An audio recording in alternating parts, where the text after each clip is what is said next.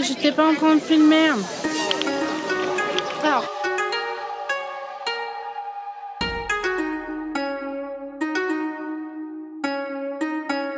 Bonjour à tous et bienvenue dans cette nouvelle vidéo au Japon. Ça y est, on est arrivé dans la dernière destination en Asie, le Japon. Comme vous pouvez le voir, on change complètement de tenue par rapport à la Thaïlande. Ici il fait froid, c'est vraiment genre le printemps comme en France. Donc on va sur la doudoune et le jean. Je suis pour commencer à un endroit qui s'appelle Tottori, sur la côte ouest du Japon.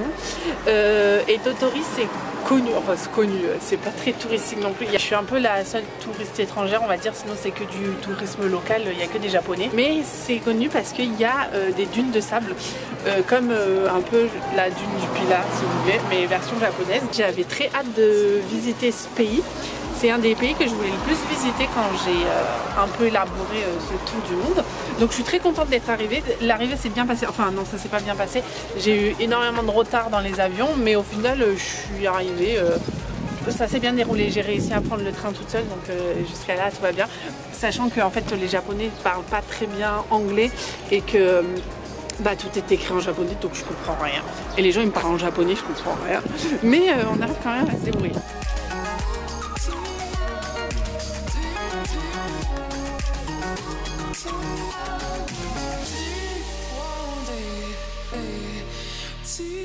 Il fait super froid et il y a énormément de roues. Et Japon en avril dit période des sakura, donc de la floraison des cerisiers. C'est super beau. En fait, il y a des cerisiers de partout. Et donc là, à Tottori, il y a autour du fleuve, il y a une allée avec plein de cerisiers et c'est magnifique. C'est magnifique. Je vais vous montrer un petit peu. C'est super. Je fais des super photos.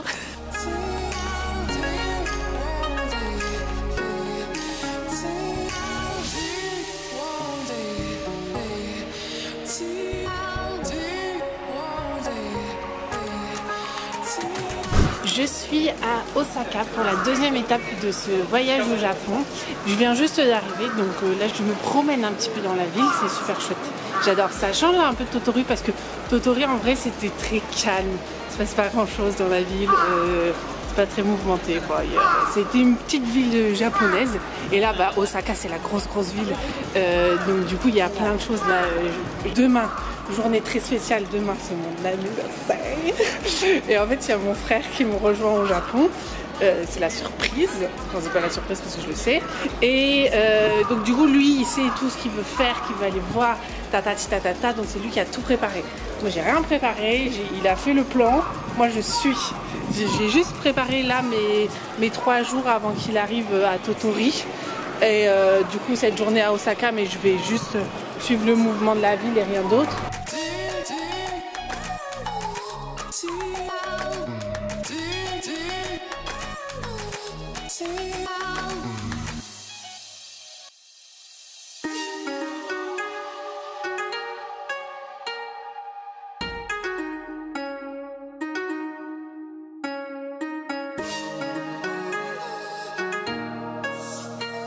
On est arrivé au château de Osaka et c'est magnifique parce qu'il y a une grande allée avec que des sakuras. Et en fait les sakuras ils commencent à perdre leurs petites feuilles. Et alors du coup on dirait qu'il neige. Lol. Thomas a réussi à prendre des photos, c'est formidable. On va y arriver. Je souris derrière l'objectif.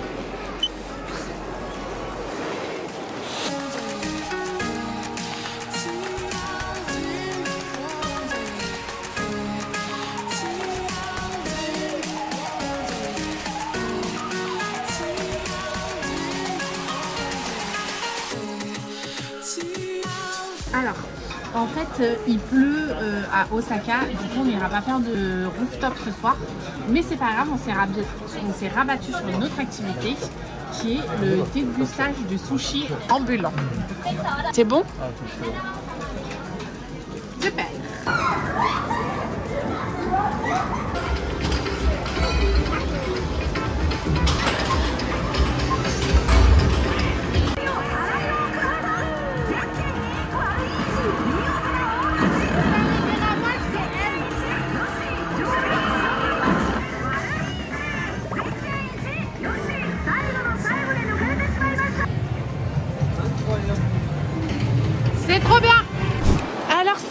on a bougé de Osaka, nous sommes arrivés à Himeji. On n'y passe pas éternellement longtemps car nous allons juste visiter le château de Himeji.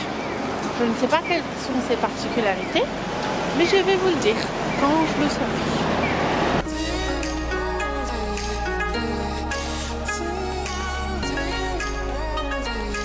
Regardez, on dirait que qu'il neige, mais en fait il ne neige pas. C'est les sakuras qui se secouent. C'est super, hein? Ouais, c'est très beau. Je vous apporte quelques explications sur le château de Himeji, ou dit le château du Héron Blanc. C'est un château qui a été construit en 1601.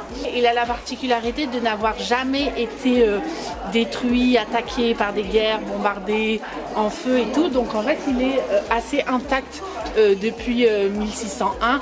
Il y a beaucoup de travaux de conservation qui sont faits au niveau de ce château, ce qui donne un château à l'aspect plutôt neuf, on va dire. Et c'est le château le plus visité du Japon. Donc si vous venez au Japon, peut-être que vous passerez par là. Pour rentrer dans le château, il faut apparemment enlever ses chaussures. Je vais vous montrer mes chaussettes, elles sont trop choues, wesh. Je les ai achetées hier. Regardez mes chaussettes, c'est des chaussettes Hello Kitty. Il y a des super grands escaliers comme ça qui sont vraiment pentus, quoi, à monter. Et il n'y a rien d'autre que des escaliers à monter et des couloirs vides. Je sais pas trop ce qu'on fait là.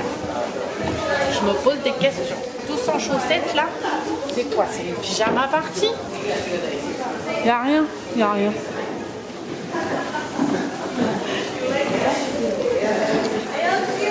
Bon, la vue d'en haut est quand même assez chouette sur la ville de Himeji et les jardins du château. J'essaie de vous montrer, mais il y a un grillage là, donc ça va compliquer. Hein.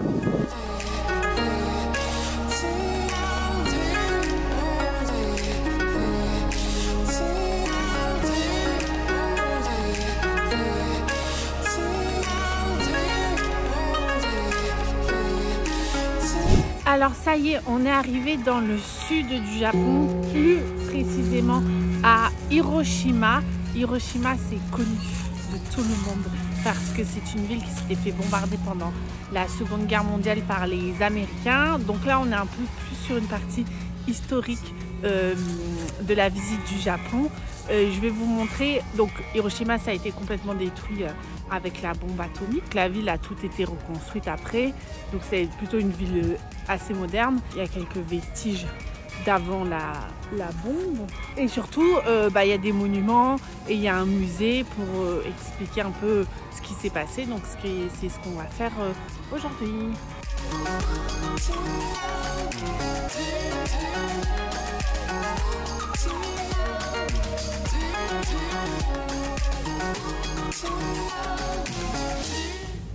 Et donc là, ce qu'on voit, c'est un des bâtiments qui est resté après du coup l'attaque nucléaire.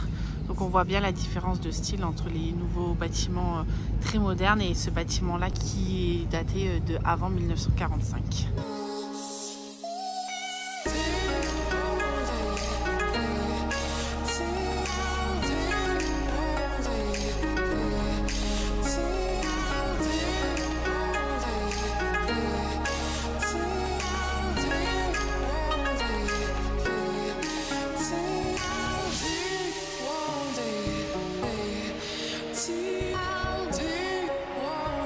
Aujourd'hui, on est sur l'île de Miyajima, qui est une île à côté de la ville d'Hiroshima. C'est une île sacrée où il y a un portail Torii là, comme assez connu. Et l'île aussi, il y a des biches, comme là, vous pouvez le voir. Je suis assise à côté d'une biche et qui sont super gentilles. On peut les caresser. Elles sont très gourmandes, donc si on a de la nourriture, elles viennent nous voler la nourriture, mais elles sont super choupides. Elle est trop mignonne, c'est ma copine, voilà. Et donc du coup il y a une randonnée à faire, on va faire la randonnée. Et il fait de nouveau chaud au Japon. Je sais pas si c'est parce qu'on est dans le sud ou si c'est parce que la météo devient un peu mieux, mais du moins il fait moins froid qu'au tout début quand j'étais à Tokyo. Voilà.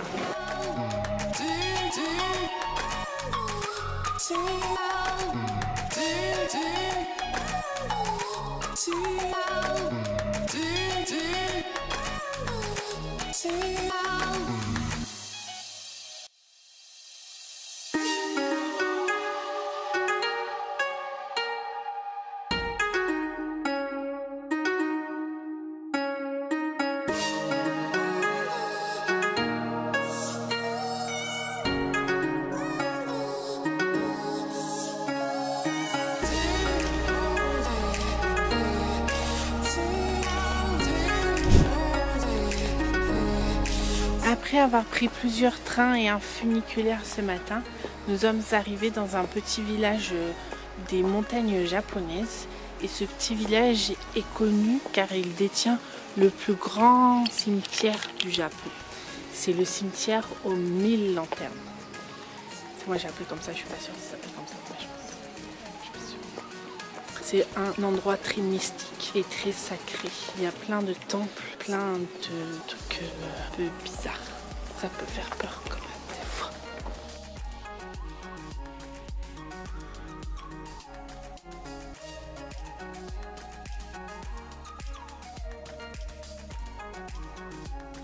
Après s'être baladé un peu dans tout le petit village, on est de retour au cimetière, mais cette fois de nuit. Les petites lanternes sont allumées la nuit dans le cimetière et donc ça donne une ambiance un peu mystique, un peu film qui fait peur quoi. Donc on va s'aventurer comme ça dans le cimetière. Mais en fait il y a vachement de monde qui y passe, donc ça va pas faire très peur.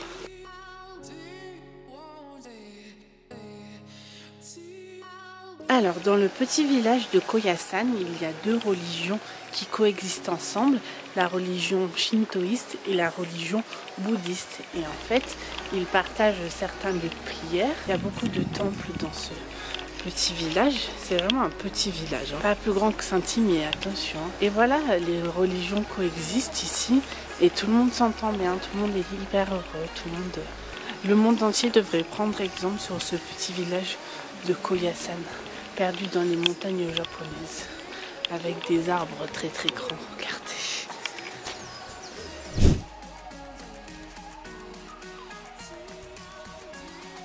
On a quitté Koyasan ce matin avec le train et on est directement arrivé dans la ville de Nara, qui est connue parce qu'il y a plein de biches de partout, comme sur l'île on était à Hiroshima. C'est des biches sacrées, elles sont trop mignonnes et il y en a vraiment mais plein, genre des centaines et des centaines. Donc du coup là on va passer 2 jours avec les petites biches comme ça. On peut les nourrir, elles sont curieuses et c'est surtout que en fait elles saluent les gens. Quand tu les salues, et bien les biches elles te répondent. Je vais vous montrer ça. Je me suis absentée 2 secondes, j'ai laissé la caméra sur le banc. Il a commencé à manger mon truc là, comme ça, le cerf, la biche. C'est un peu dégueulasse. Regardez, il y en a plein,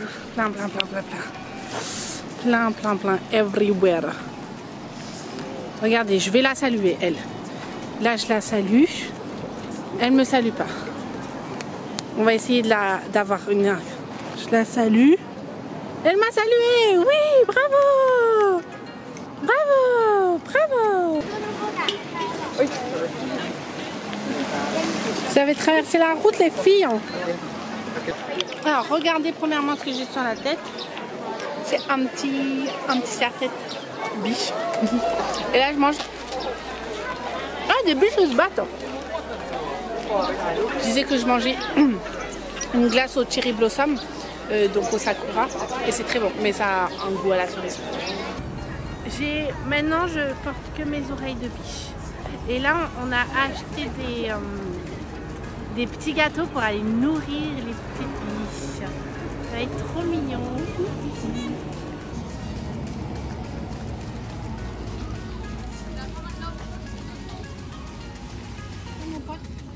Ça va les petits potes?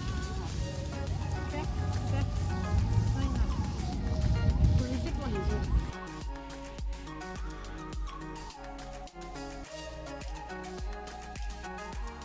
Alors là on se trouve devant le temple de Nara qui est la plus grande construction en bois du monde. Alors je vais vous expliquer.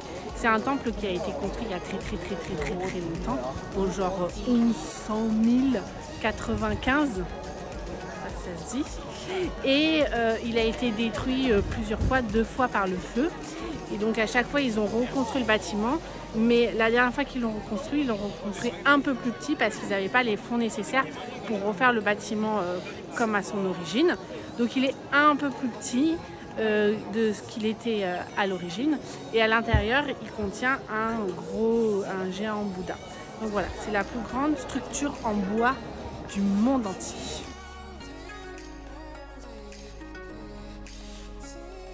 Alors voilà, c'est la fin de cette première partie, de cette première vidéo au Japon. Ne vous inquiétez pas, la deuxième partie arrive très vite pour la fin du voyage au Japon. On est encore là 2 semaines, donc on va faire beaucoup de choses. Voilà, j'espère que vous aimez bien voyager avec moi, et à très vite.